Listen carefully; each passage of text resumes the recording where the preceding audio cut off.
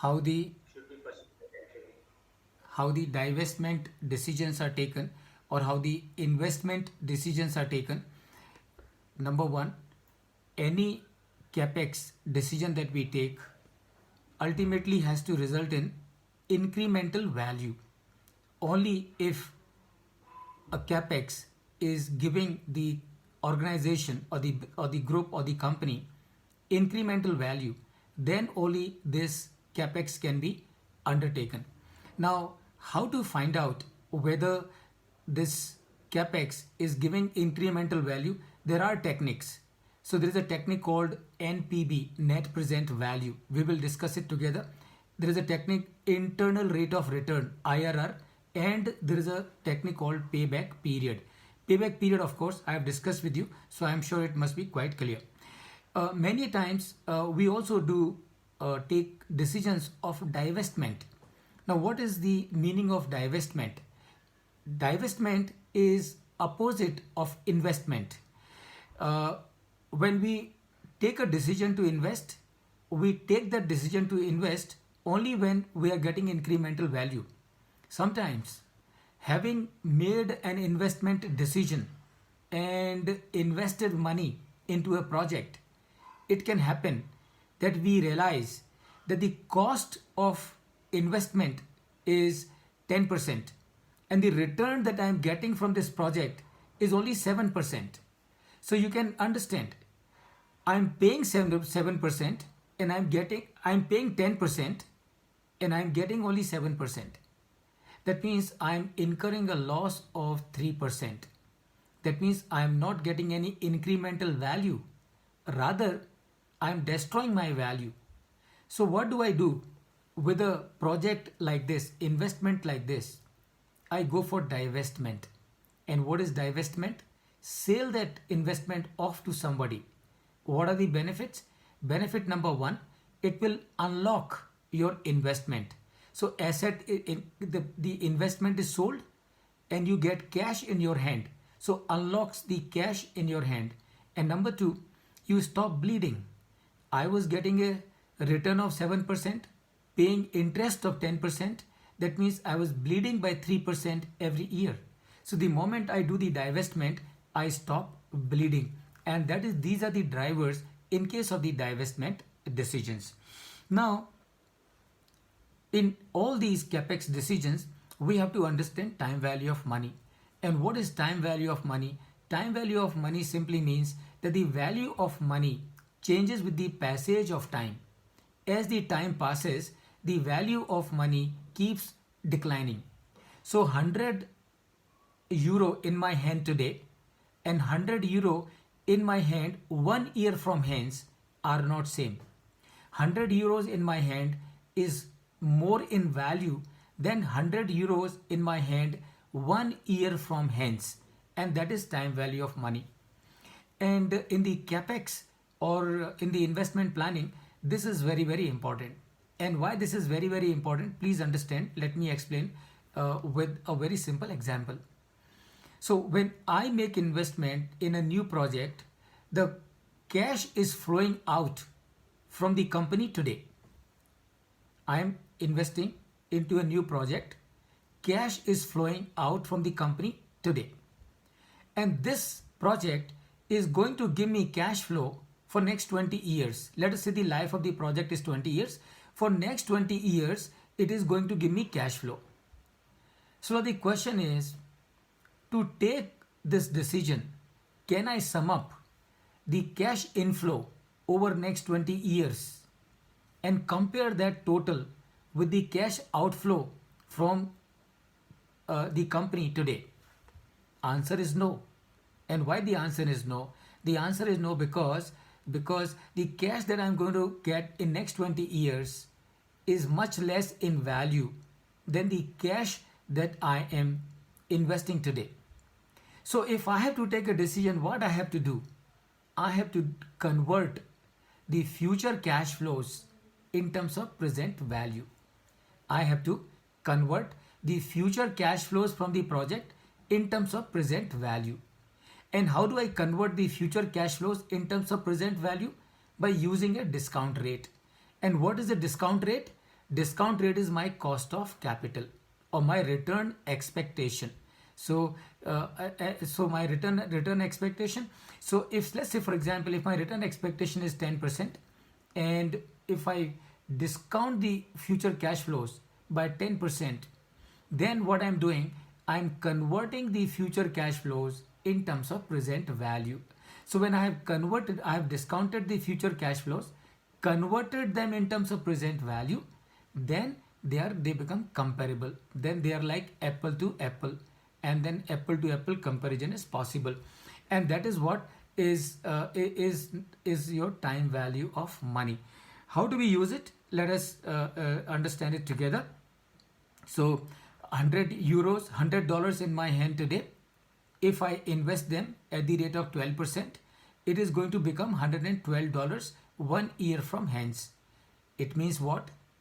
It means $100 is worth $100. The future value of $100 is $112 if invested at the rate of 12%. It has got other side also. That means what? That means if I have got $112 in my hand 1 year from hence, and if my return expectation is 12%, that means what? That means this $112 in my hand 1 year from hence, in terms of present, worth $100. And that is, friends, your time value of money, and that is your present value of money. And this is required so as to make apple to apple comparison possible. So as to make apple to apple comparison possible. Now let me give you a small case, and I will also help you to find it out. So if I'm going to receive $2,890 20 year from hence, if I'm going to receive $2,890 20 year from hence, how much is it worth in terms of today? So in simple words, if I receive $2,890 after 20 years, what is worth in terms of today, assuming that my return expectation is 12%. Any guess from anyone? How much will it be? Anyone? Any guess from anyone? If I receive $2,890 1 year from hence, how much will it be worth in terms of today? And friends, it will be worth $300. And how does it become $300? Let me explain to you. So I need to find something which is known as discount factor. And how do I find out the discount factor? So I will find out the discount factor, and let me do it afresh with you. So I have to find out the discount factor. And how do I find out the discount factor for 20 years? And are you Vaibhav, are you able to see it on my screen? Yes, sir. Okay, very good. Yes, sir. Very good. I hope it is visible also to you, to all of you. Okay. Yes, sir. So Yes, sir. these are the 20 years discount factors. How do I find out the discount factor? So my return expectation is 12%. So 1 divided by 1.12. So this is the discount factor for year 1. And how do I find out for the year 2? And again, discount factor of year 1 divided by 1.12, and this becomes the discount factor for year 2. And if I simply drag it down till for the 20 years, then this becomes the discount factor for year 20. Now that means if I'm receiving $2,890 20 year from hence, how much are they worth? They are worth $1 is worth $1.1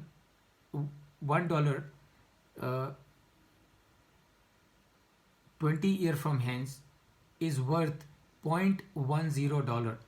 So if I'm going to receive $289, the value equivalent value of it is going to be $300.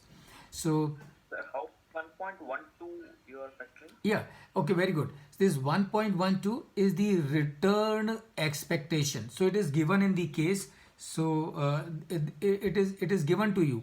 So the return expectation is given that if the return expectation is 1.12, then what is going to be the value of this 2890?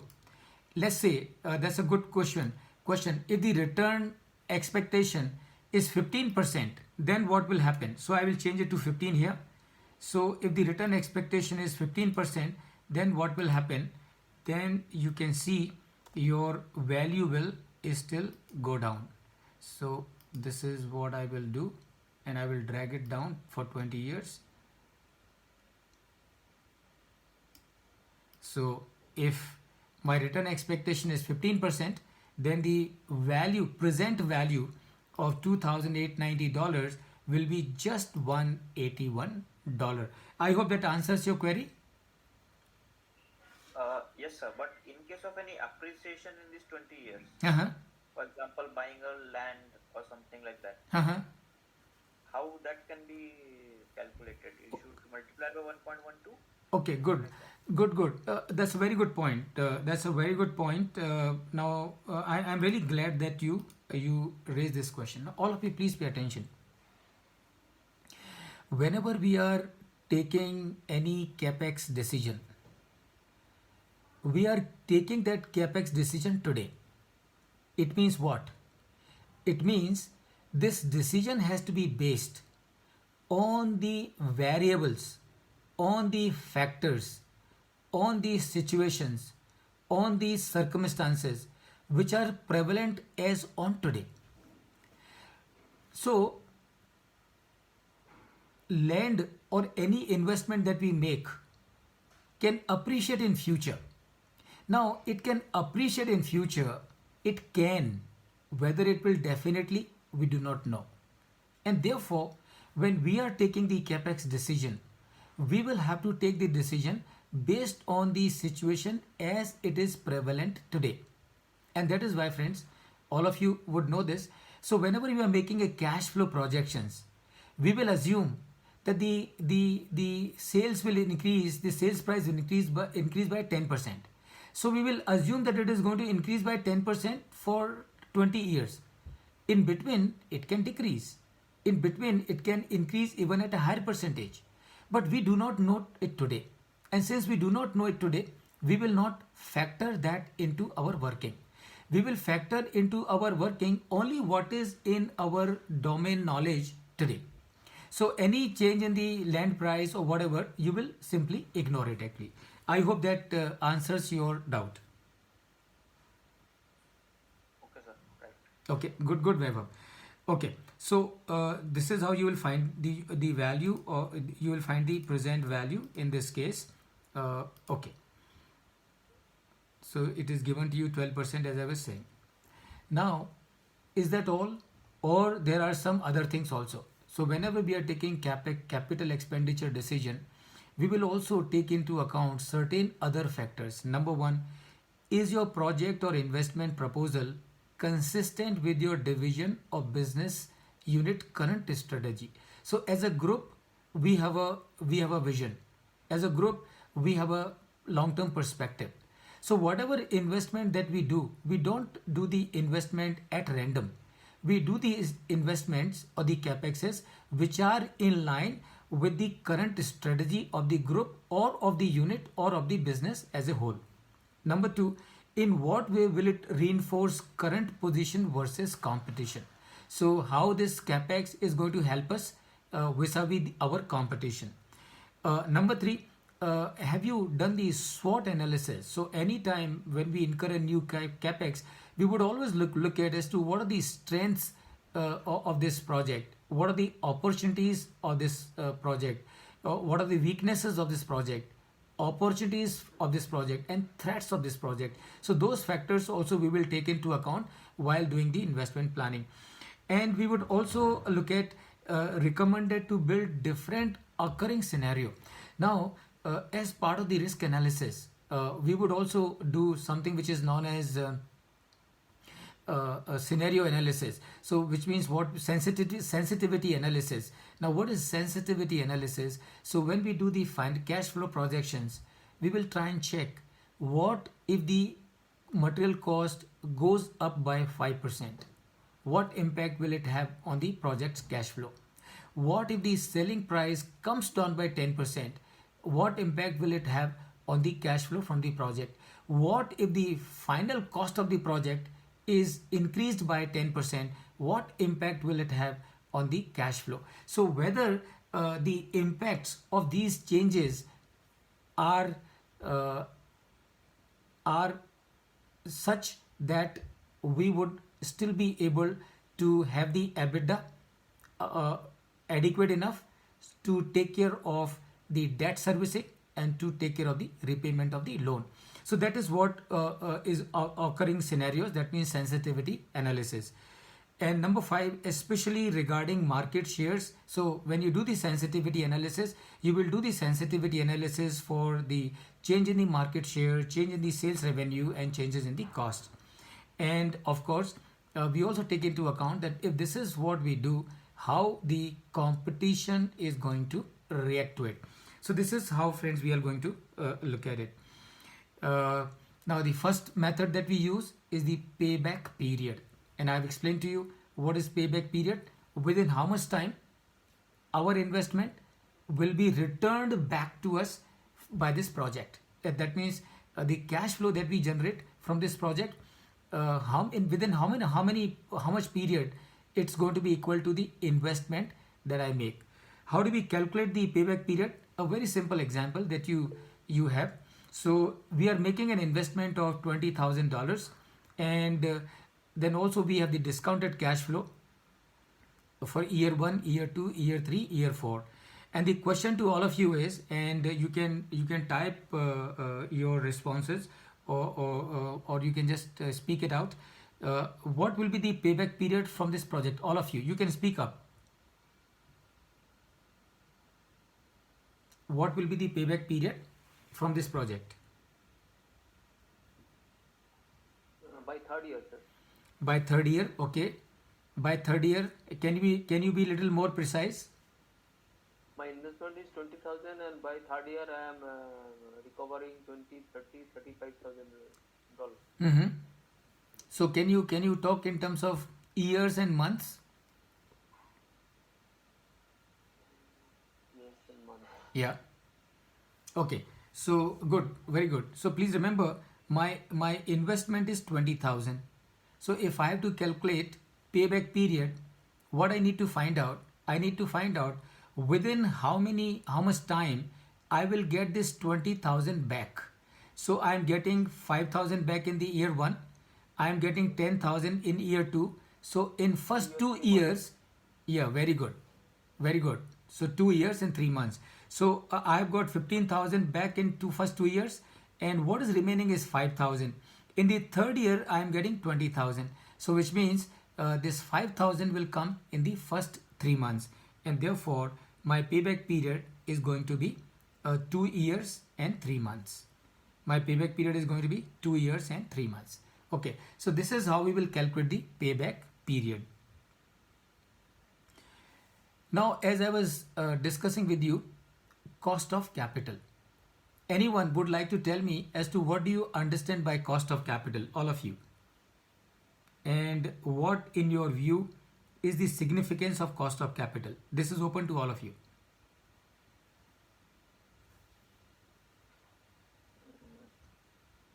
The cost of capital means, say, if I am borrowing from a bank, Mm-hmm. so on the capital I have to pay interest, Right, and also I have to pay back this principal amount. right.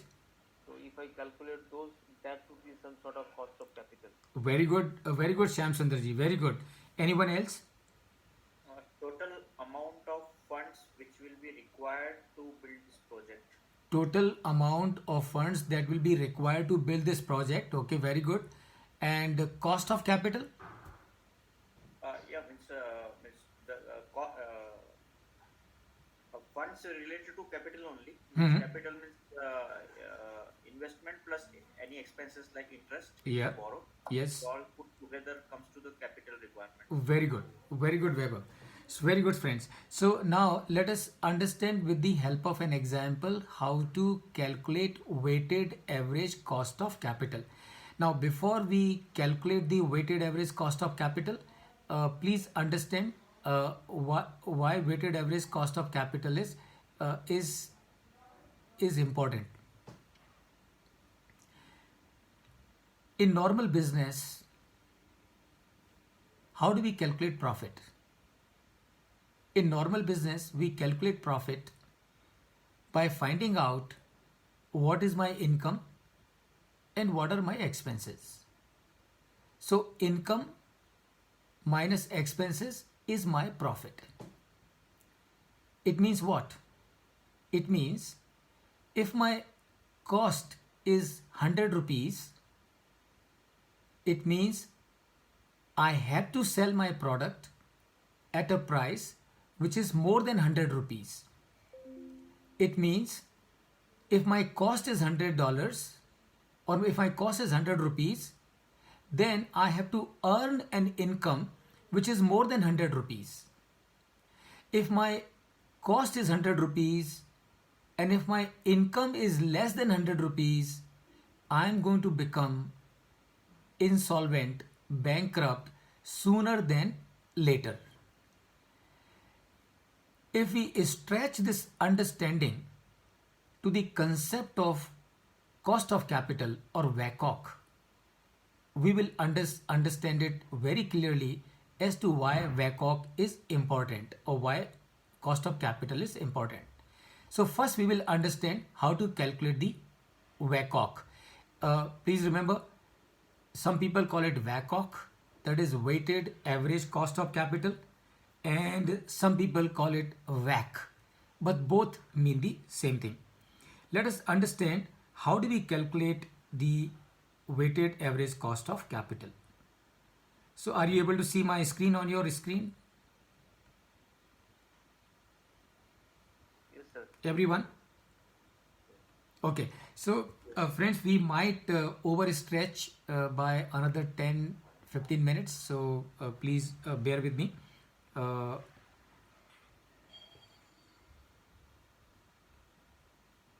How do we calculate the WAC? I'm okay. So Weber, can you see on your screen WAC computation? Yes, sir. Good, very good. So now, how do we calculate the WAC? Please remember, WAC is also known as cost of capital. WAC is also known as WACOC. So let's say in my company, I have an equity share capital of 1,000 euros, and I have a debt capital of 2,000 euros, right? Okay. So which means how much is my total capital? My total capital is 3,000 euros, right? Okay. Now, if I want to find out the WAC, WAC is weighted average cost of capital. WAC is weighted average cost of capital. So I will need to find out my cost of equity. Let's say my cost of equity is 12%. So I will write here 12%, or I can write here as 0.12. And my debt, my effective debt, cost of debt, let's say is 7%. Now please remember, why do I say effective cost of debt? I say effective cost of debt, and that is because when a company borrows money, it pays interest, and that interest is tax deductible. Which means what? Which means when a company borrows, it has to pay interest.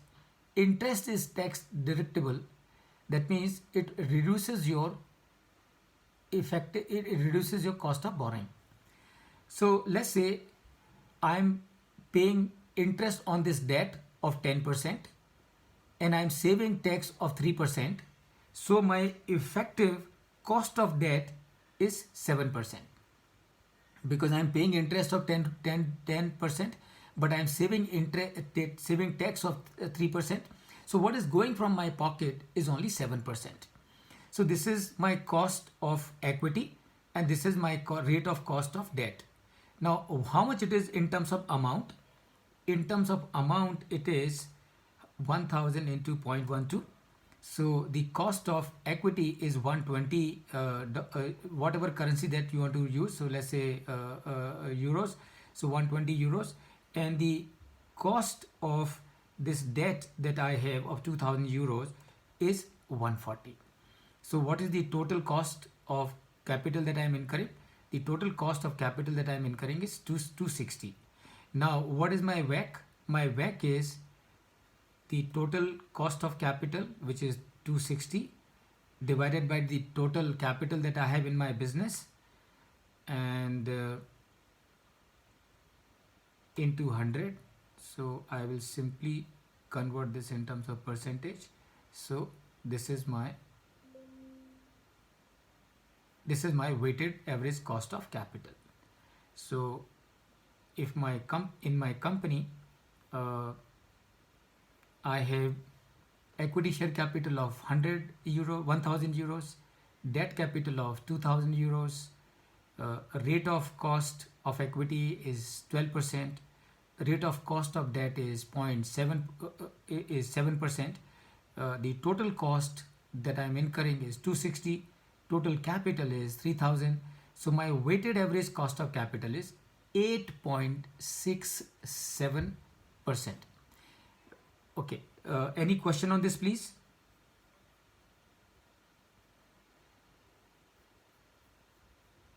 Any question on this, please? Sir, I have a question. Please. Share capital, Mm-hmm. when this company floats share, etc., on that basis, they need to pay anything on a constant basis, or it will be only dividend or after some time only? Okay, very good. Very good question. Very good question. Now, when a company raises equity share capital, all of you please pay attention. If company does not make profit, company will not pay dividend.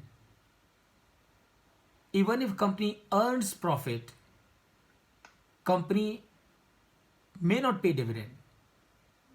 And I'm sure you may be wondering as to why is that? Why is that? And that is because, please pay attention, as an investor, as a shareholder, I will always take a long-term view and not a short-term view. So, the company in which I have invested my capital, if this company is doing well, earning a lot of profit, and there is a good demand for the product of the company, then I as a shareholder will tell the company, please don't pay me dividend. I don't want dividend. Whatever profit that you have earned, plow it back, expand the capacity, increase the turnover, make more profit.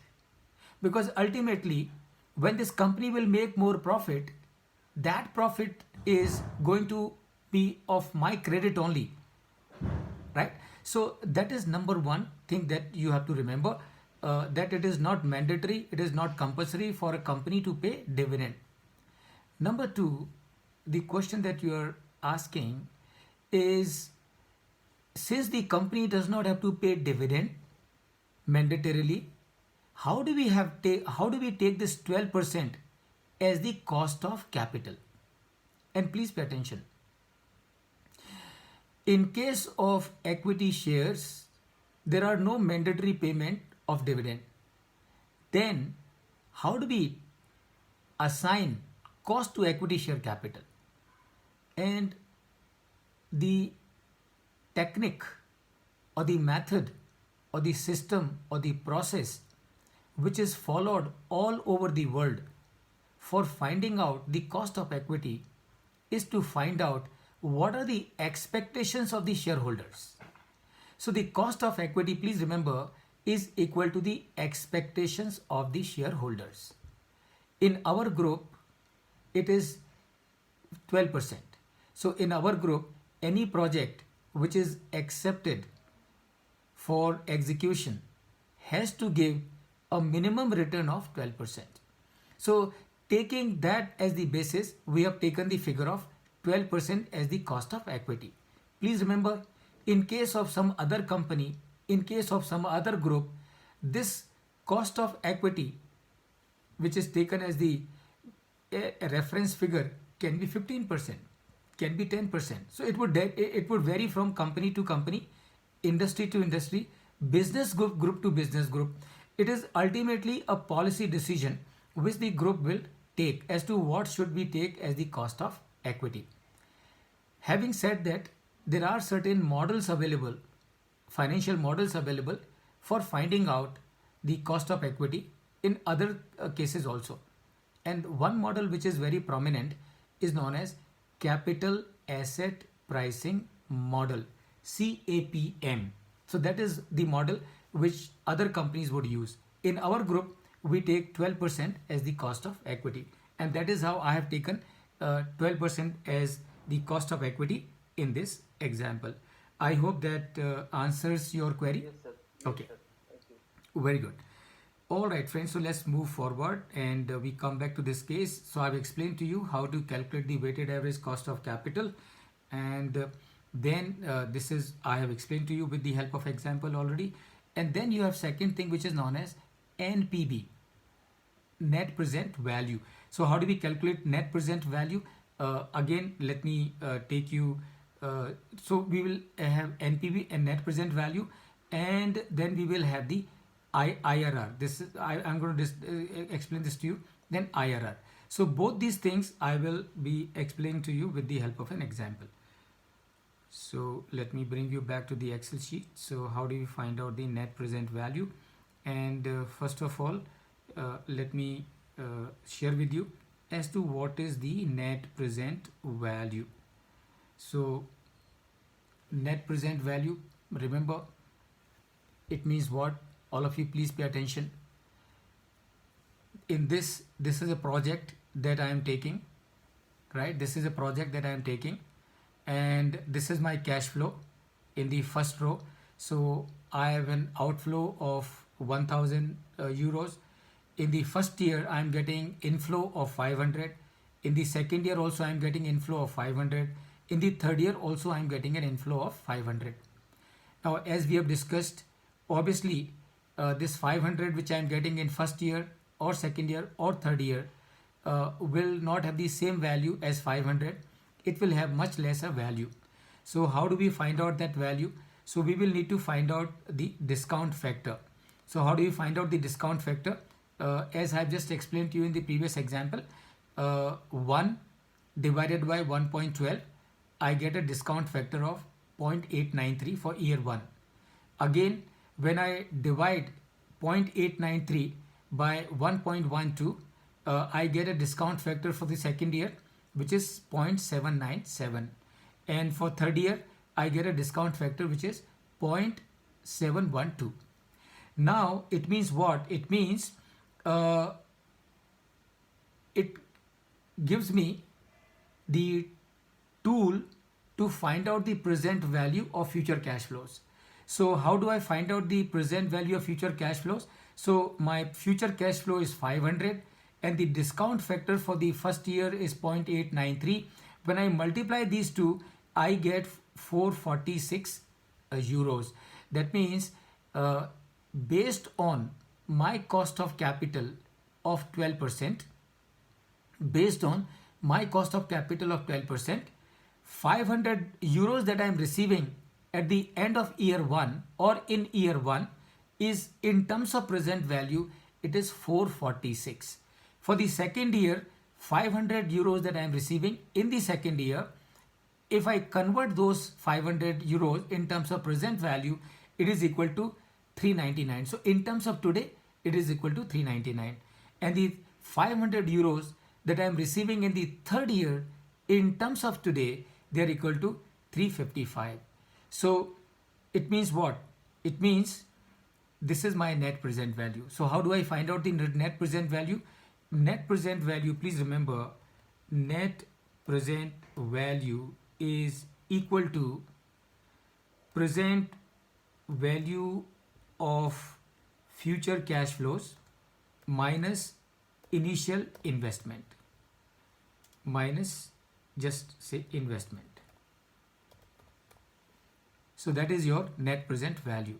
So that means if I do the total of all this, I will get 201.